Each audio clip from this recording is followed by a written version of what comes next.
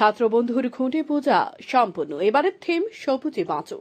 রাজধানী আগরতলার বিগ বাজেটের পুজোগুলির মধ্যে একটি ছাত্রবন্ধু ক্লাবের পুজো। শুক্রবার তাদের খুঁটে পুজো হয়। এবছরের দুর্গাপুজো তাদের থিম সবুজে বাঁচো। রাজ্যের প্রাকৃতিক সম্পদের উপর প্যান্ডেল তৈরি করা হবে। এবছর মণ্ডপ ও প্রতিমা তৈরি করবে স্থানীয় শিল্পী জয়ন্ত দত্ত। আলোকসজ্জাতেও রয়েছেন স্থানীয় শিল্পী। দর্শনার্থীদের সুন্দর ও নতুন কিছু উপহার দেওয়াই ক্লাবের উদ্দেশ্য। তাতে কত টাকা খরচ হবে সেদিকে তারা খেয়াল রাখেন না। গত বছর প্রায় 40 লক্ষ টাকার উপর খরচ হয়েছিল। এবছর বাজেট গতবারের চেয়ে একটু বেশি হতে পারে বলে পূজা কমিটির অনুমান। অত্যন্ত ভক্তি ও নিষ্ঠার সঙ্গে এদিন ক্লাবের খুঁটে পুজো হয়। ক্লাবের সদস্যদের পাশাপাশি এলাকাবাসীরাও উপস্থিত ছিলেন। প্রতি বছর পুজোর দিনগুলিতে ছাত্রবন্ধুর পূজা মণ্ডপে ব্যাপক সংখ্যক দর্শনার্থীদের সমাগম ঘটে। এবছরও এর ব্যতিক্রম হবে না বলে মনে করেন ক্লাব সদস্যরা। সবুজে বাঁচো নিয়ে সামনে রেখে আমরা আমাদের এই প্রতিমা এবং প্যান্ডেল করতে যাচ্ছি।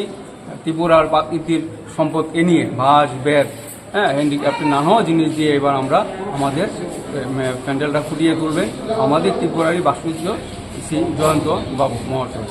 এবং প্রতিমাও সাবেকি প্রতিমা হবে, ওই প্রতিমাটাও জয়ন্ত বাবু করবেন। আর লাইটিংটা করবেন আমাদের আগরতলায় তপন বাবু। আমাদের বাজেটের ব্যাপারটা আমরা অন্যান্য বছর কভার করেন যে ছাত্রবন্ধু ক্লাবের বাজেটের কোনো হিসাব ইয়েও থাকে না। আমরা করতে যাই ভালো জিনিসটা করি, ভালো জিনিসটা করতে যেয়ে বাজেটে তো ঠিক থাকে না। গত বছর আমরা দেখেছিলেন প্রায় 40 লক্ষ টাকার মতন আমাদের বাজেট ছিল। আশা করি এবারও এটা কাছাকাছিই থাকবে। ত্রিপুরার যে মানুষ শুধু ত্রিপুরার জন্য প্রতিবেশী দেশ বাংলাদেশ এবং প্রতিবেশী রাজ্য আসাম থেকেও আমরা জানি এখন প্রচুর লোকজন দেখতে আসে এবং তারা আগরতলা শহরে যে 3-4টা পুজোকে টার্গেট করে নিয়ে আসে, তার মধ্যে আমাদের ছাত্রবন্ধু ক্লাবটা একটা। এটা ঐতিহ্যবাহী পূজা এবং বনেদি পূজা, সুতরাং সেখানে লোক আসবে আমাদের অন্যান্য বছরের মতন। এবং বিশেষ করে আপনাদের ইলেকট্রনিক্স প্রিন্ট মিডিয়া আমাদের যে কভারেজ দেন, অবশ্যই আমরা আশা করি আমাদের লোকজন আসবে।